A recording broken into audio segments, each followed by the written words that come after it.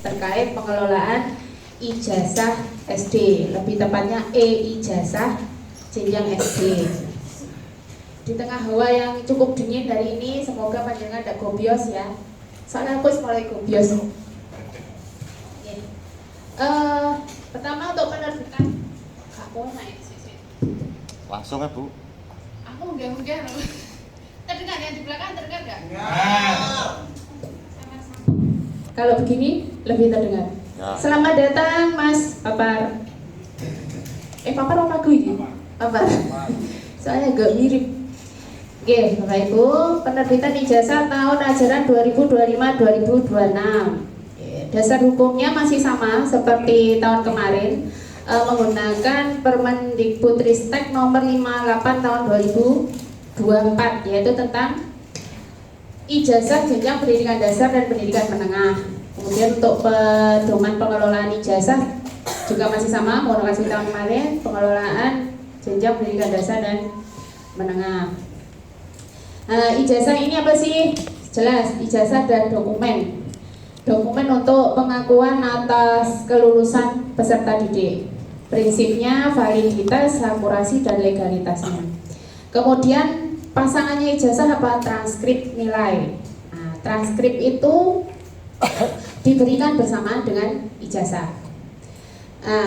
Syarat peserta didik yang menerima ijazah yang pertama telah menyelesaikan proses pembelajaran sesuai peraturan yang berlaku dan dinyatakan lulus. Ada yang tidak lulus ya? Ngulang? Ada mesti. Musuh. Banyak aman. Oke, pintar-pintar kalian. Oke. Nah, ini spesifikasi ijazah. Masih sama seperti kemarin. Untuk kertas ijazah itu harus kertas putih polos dengan minimal 80 gram ukuran A4. Nah, ini untuk ijazah ini teman-teman, ini tadi sudah dikoordinasikan dengan pimpinan. Rencana untuk cetaknya adalah melalui bapak-bapak K3S ya. Jadi nanti untuk spesifikasi kertas sudah didiskusikan oleh bapak-bapak K3S dengan persyaratan yang berlaku, jadi minimal 80 gram. Saya nggak tahu nanti mungkin masih sama dengan tahun kemarin. Di tahun kemarin itu 100 gram loh. Nah, kemudian untuk formatnya sesuai dengan sistem, jadi sama, tidak ada yang proses ketik secara tata naskah. Kemudian untuk transkrip itu sama, kertas putih. Secara aturan dia boleh menggunakan A4 atau F4. Namun untuk di Kabupaten Kediri kita sepakati semua menggunakan A4 ya. Jadi ijazah dan transkrip ukuran kertasnya sama, yaitu di A4. Nah, kemudian untuk formatnya itu nanti menyesuaikan dengan Permen. Struktur kurikulumnya juga kita semua di kelas 6 ini sudah kurikulum merdeka ya. Dan penulisan nilainya sama juga dengan tahun kemarin, yaitu 2 angka di belakang koma. Output nilai itu sama dengan surat keterangan lulus. Jadi surat keterangan lulus kemarin itu adalah nilai baku atau nilai jadi dari pengolahan nilai rapot semester 8 sampai 12 dan nilai AAJ.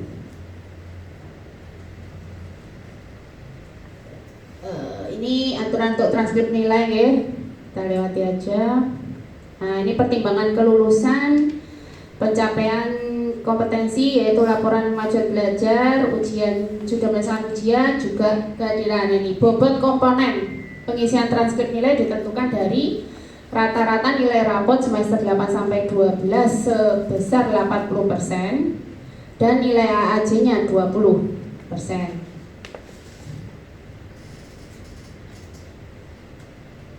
Nah, beberapa lamannya sebenarnya nggak berubah hanya ini yang Kemendikdasmennya loh. Dulu Kemendikbud, sekarang Kemendikdasmen. Jadi untuk portal-portal alamat barunya sekarang menjadi ini untuk portal ijazah. Yang untuk halayak ramai, halayak umum itu ijazah.data kemendikdasmen.go.id. Kemudian untuk dashboardnya di ijazah.data kemendikdasmen.go.id. Kemudian untuk manajemen di ijazah.data/manajemen. Nah, kami di dinas apa sih ya, berperannya apa sih dalam e-ijazah ini? Kita sebelum proses kelulusan itu adalah memeriksa akreditasi. Karena apa? Karena lembaga yang bisa mengeluarkan e-ijazah adalah lembaga yang sudah terakreditasi. Alhamdulillah untuk satuan pendidikan di Kabupaten Kediri sebanyak 653 lembaga yang meluluskan siswa kelas 6 itu semua sudah terakreditasi. Kemudian memeriksa verbal data Satpen, ini masih nyantol 2 sekolah, Papar nggih Mas, sama Ngasem. Mana Ngasem? Oh iya Mas.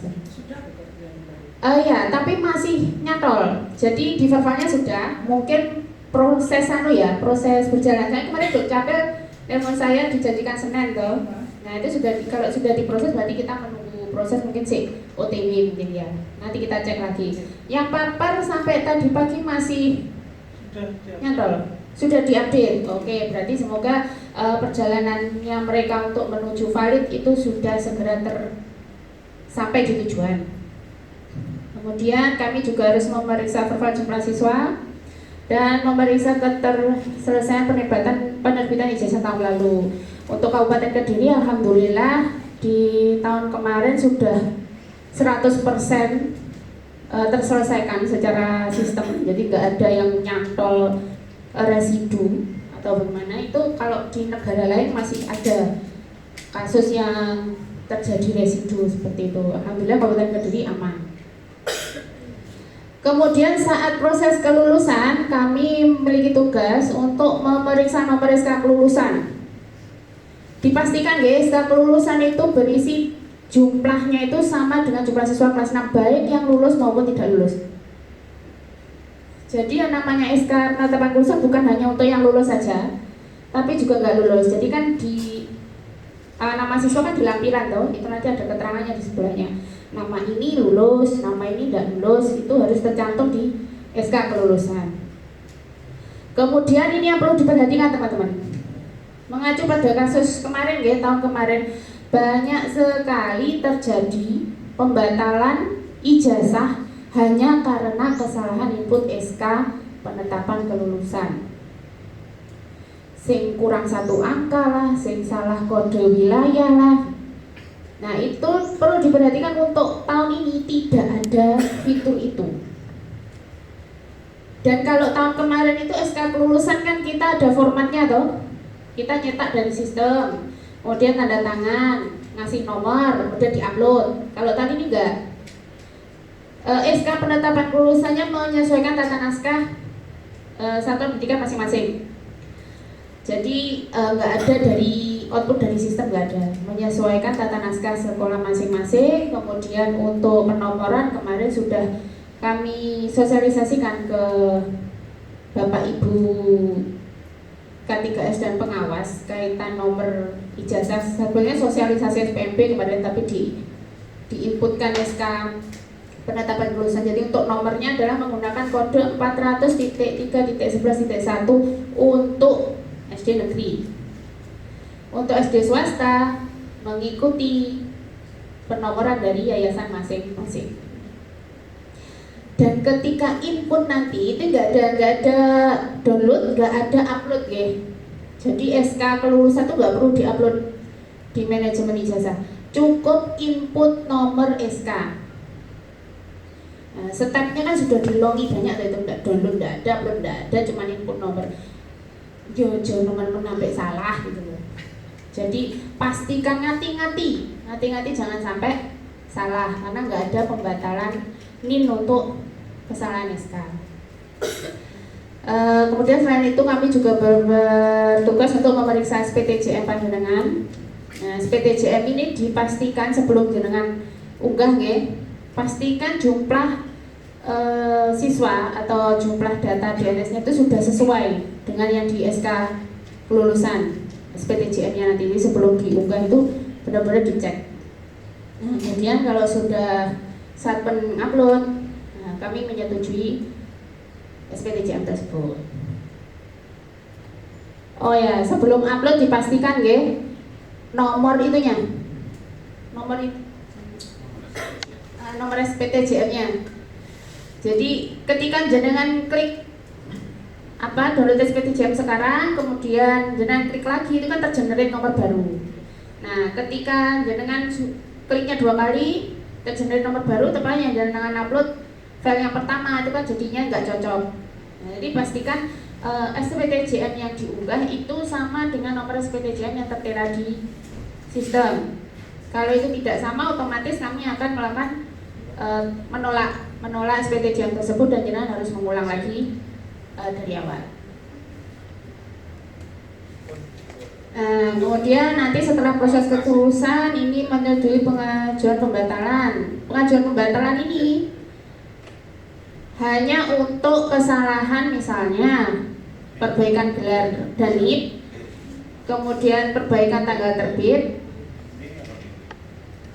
kemudian jika ada perbaikan data, gitu. Itu terjadi pembatalan ini. Kemudian kita juga mengunggah rekapitulasi SPTJM. Nah, ini adalah tahapan secara sistem atau secara nasional, ya. Secara sistem, jadi untuk penerbitan SK kelulusan dan SKL sudah kita laksanakan di 2 Juni. Kemudian saat mengisi nomor SK mengunggah SPTJM itu secara sistem sebetulnya di tanggal 2 Juni sampai 11 Juli. Dinas juga harus menyetujui itu dia di rentang 2 Juni sampai 11 Juli. Setelah itu Pusdatin akan menetapkan DNT. Nah, setelah DNT nanti akan muncul NIN, nomor induk nomor ijazah nasional, nomor ijazah nasional itu 3 hari setelah SPTJM disetujui. Kemudian Satpam menentukan tanggal terbit dan Satpam menyerahkan ijazah. Ini tahapan dari sistem, okay? Dari aplikasi sistem. Tapi untuk Kabupaten Kediri atas dasar bersamaan supaya saling proses pendistribusiannya lancar dan tidak ada perbedaan, maksudnya dalam 1 kali pendistribusian, maka kita memiliki template sendiri dengan tetap di rentang waktu yang disetujui yang bisa dieksekusi di sistem. Nah, ini template ijazah untuk Kabupaten Kediri. Mohon ini untuk diperhatikan, ya. Penetapan kelulusan kita kemarin sudah saya infokan di grup, sebenarnya di grup ijazah. Untuk penetapan kelulusan itu kita rentangnya dimulai 2 Juni sampai dengan 20 Juni. Berarti sampai besok, ya, hari Sabtu. Penetapan kelulusan dan menginput SK kelulusan itu sampai dengan hari Sabtu. Kemudian nanti di tanggal 20 sampai 24 ini panjenengan sudah libur, ya, sebetulnya. Itu kita lakukan unggah SPTJM. Kalau panjenengan mungkin sudah melakukan penetapan atau input SK di tanggal 2 Juni kemarin, sekarang belum unggah, diunggah sekarang nggak apa-apa, nggak perlu nunggu tanggal 20. Dalam artian unggah SPTJM itu kita kasih rentang waktu maksimal di 24. Gitu, ge? Sepakat, ge? Sampai dengan 24, dan itu nanti untuk proses persetujuan SPTJM kami di dinas mulai mengeksekusi di tanggal 21. Timeline ini nggak melihat hari Sabtu, nggak melihat hari Jumat, nggak melihat hari Minggu. Jadi tidak ada weekend di antara kita, ya. Oke. Eksekusi kita mulai tanggal 21 sampai dengan 27 Juni untuk persetujuan SPTJM. Nah, karena persetujuan itu di maksimal 27 Juni dan nomor ijazah nasional tadi itu muncul 3 hari setelah persetujuan SPTJM, maka nanti penerbitan dan pendataan nomor ijazah itu maksimal di 30 Juni. Gitu, ya. Kenapa kita butuh pendataan nomor ijazah? Karena data nomor ijazah ini perlu kami cantumkan di transkrip. Jadi kami perlu mendata untuk nomor ijazah masing-masing siswa. Nanti mohon bantuan teman-teman, nanti kita share untuk formatnya, gitu. Nanti minta tolong teman-teman di tiap kecamatan ini untuk mengkompilir data nomor ijazah dari masing-masing siswa di satuan pendidikan di wilayah panjenengan masing-masing. Nah, setelah 30 Juni pendataan itu selesai, proses untuk pengumpulan soft file. Kenapa? Karena dinas tidak bisa mendownload ijazah.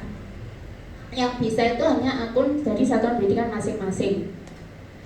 Jadi mohon nanti soft file itu tiap kecamatan bisa dijadikan PDF-nya jadi satu ya, satu sekolah ini jadi satu. Nanti dikumpulkan, kita akan fasilitasi Google Drive mungkin ya. Ini masih belum ada bayangan gimana saya tak nyari Google Drive yang rada longgar gitu. Itu pengumpulan soft file nanti di tanggal 1 sampai 4 Juli. Untuk linknya kami share kemudian hari ini. Nah, nanti di 4 sampai 10 itu adalah proses cetaknya. Rencana begitu tanggal 10 selesai cetak, nanti di tanggal 11 sudah bisa didistribusi. Jadi peserta didik itu ketika masuk SMP di tanggal 13 itu sudah pegang ijazah dan transkrip. Ini untuk template ijazahnya nggih. Kita lanjut ke template transkripnya. Nah, ini ada 2 jalur yang nanti muaranya jadi satu. Nah, untuk jalur pertama tadi di template ijazah, sekarang di template-nya transkrip. Pengolahan nilai sudah dilakukan di tanggal 2 sampai 20 Juni. Nanti akan kami olah lagi untuk data-data KS yang kemarin mutasi. Oke.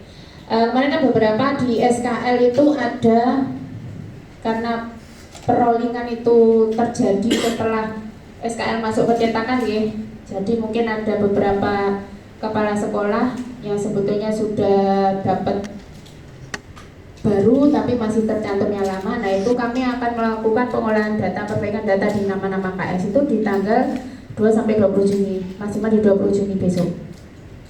Nah, setelah 20 Juni kami akan memverifikasi data nilai di tahap satunya ya. Jadi nanti kita ada 3 tahap.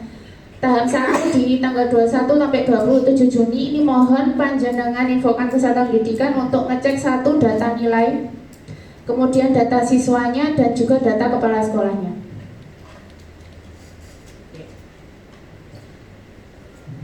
Kalau ada dalam rentang 21 sampai 27 mungkin ada yang keliru, monggo segera diajukan untuk revisi. Khusus untuk pendataan ini saya share di grup e-ijazah ya, bukan di grup pendataan. Jadi untuk walaupun oknumnya ada yang sama ya, di pendataan juga itu, di ijazah juga itu, tapi untuk yang ini saya oper ke teman-teman ijazah ya untuk pendataannya. Kemudian setelah data nilai siswa dan KS itu fix, kita akan melakukan verifikasi lagi. Kita lakukan verifikasi berlapis ya. Semoga dengan lapisan yang berlapis-lapis ini nanti tidak ada lagi namanya kesalahan transkrip. Di verifikasi data tahap 2 ini selain data nilai siswa dan KS juga adalah data nomor ijazah. Tadi untuk pendataan kan di maksimal 30 Juni.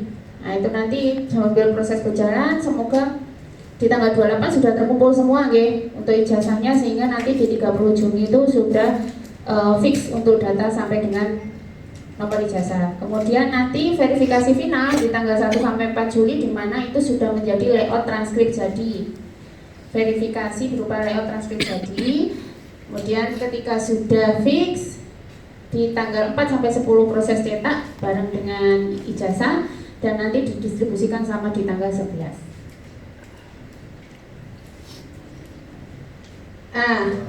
Untuk tampilan ijazah seperti ini. Sebetulnya untuk ijazah ini ada 2 opsi teman-teman. Yang pertama ada tanda tangan basah, yang kedua ada TTE. Nah, untuk Kabupaten Kediri, TTE ini belum, tanda tangan elektronik ini belum terfasilitasi untuk semua kepala sekolah. Jadi untuk ijazah kita masih menggunakan tanda tangan basah. Kemudian itu ada settingnya nanti di disimulasikan oleh Mas Sade nggih untuk penetapan tanda tangan ini. Nanti ada penetapannya di sistem, kemudian mengisi tanggal ijazah dan belum saya sebutkan ya. Oke. Kemudian untuk foto itu untuk Kabupaten Kediri semua menggunakan tempel. Jadi yang sudah terlanjur upload dihapus ya. Nanti ada menunya hapus, disimulasikan oleh Mas Ade ya. Jadi untuk foto yang sudah terlanjur upload dihapus dulu karena untuk Kabupaten Kediri semua menggunakan foto tempel. Nah setelah itu tanda tangan basah dan stempel. Tanda tangan wajib kena stempel. Tanda tangan kena foto itu tutupan tuh. Jadi stempel harus kena tanda tangan, tapi nggak wajib kena foto. Kalaupun kena sedikit nggak apa-apa, nggak kena pun nggak apa-apa. Yuk gak sunnah, yuk gak makruh, gak apa-apa. Yang wajib adalah kena tanda tangan. Stempel wajib kena tanda tangan. Betul, stempel wajib kena tanda tangan. Kalau kena foto itu gak wajib. Boleh kena, boleh enggak. Mintanya tanda tangan pakai Nanti ada hitam ya, nanti ada tanya. Oke. Nah ini tugasnya sekolah setelah proses kelulusan, yaitu memberikan ijazah dan transkrip beserta file. Jadi filenya nanti bisa di-share ke peserta didik. Kemudian menata usahakan ijazah. Jadi tiap lembaga harus punya kopi fisik dan kopi file dari ijazah dan transkripnya. Kemudian melegalisir ijazah dan transkrip nilai yang disahkan tanda tangan basah. Kemudian tidak boleh menahan ijazah dan SKL dengan alasan apapun. Ya. Tolong dibangun lebih maskup ya.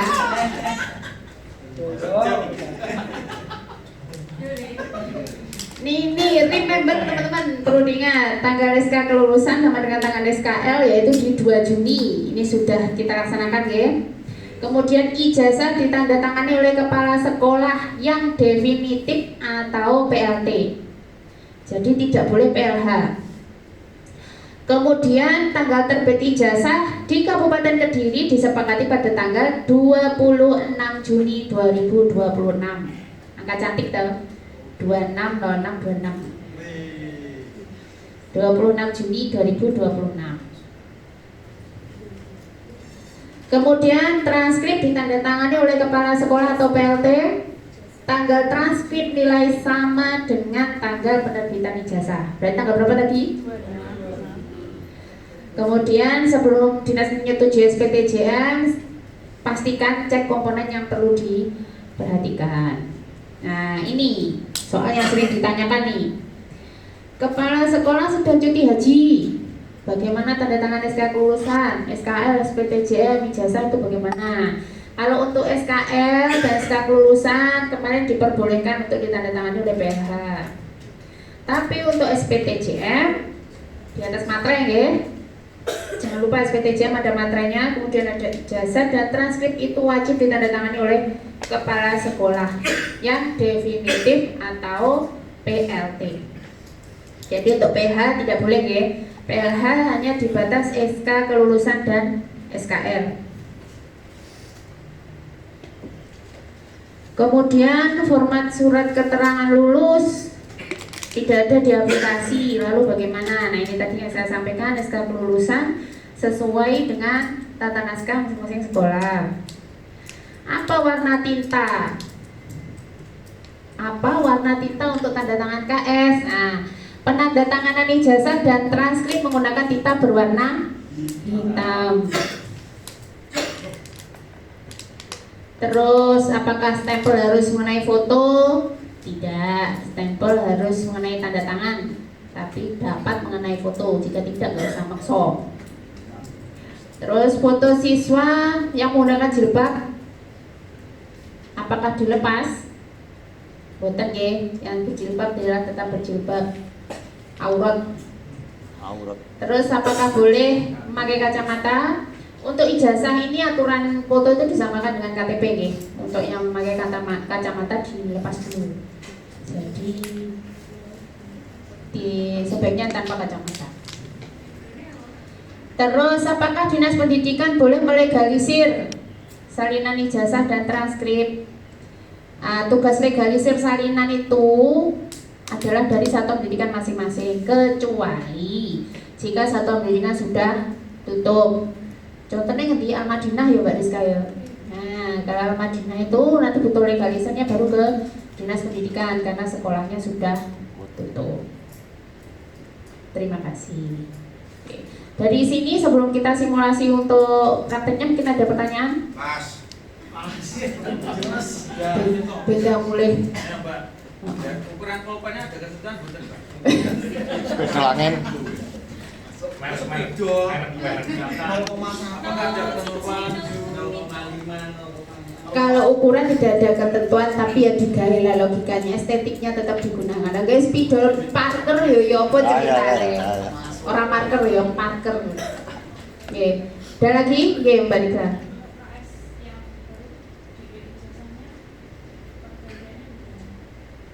DI ijazahnya untuk penggantian data KS jalurnya tetap dari verbal, kemudian dapodiknya kita tunggu aliran datanya.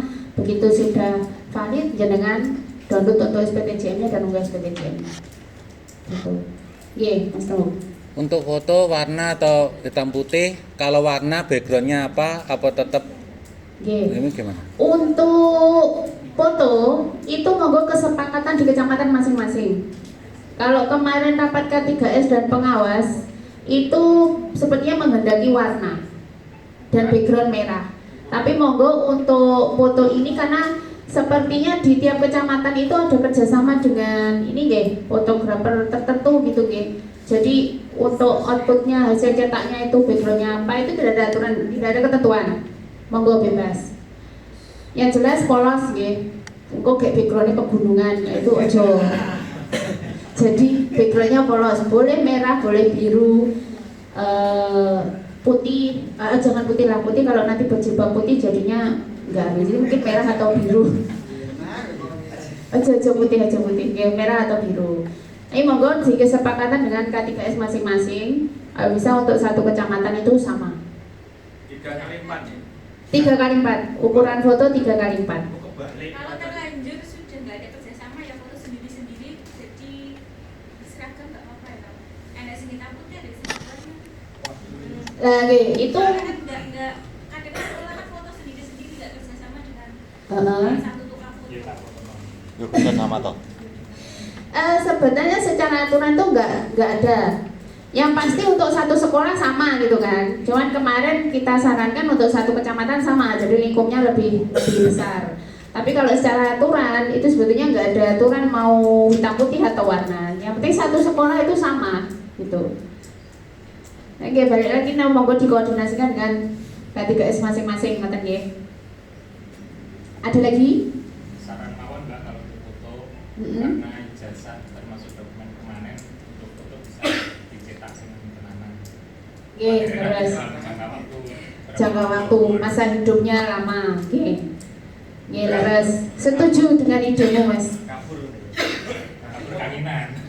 Kok kena apa? Kena minyak kayu putih blobor. Tadi kok lah kan kasihan anaknya. Jadi memang untuk kualitas fotonya monggo dipastikan kualitasnya yang terbaik. Sampun ada lagi? Adik Mas Roni ya, Adik Mas Roni. Aman, oke. Nanti dibimbing Mas Roni langsung ya. Ada lagi? Cah Rasri, kok Cah Rasri? Hai.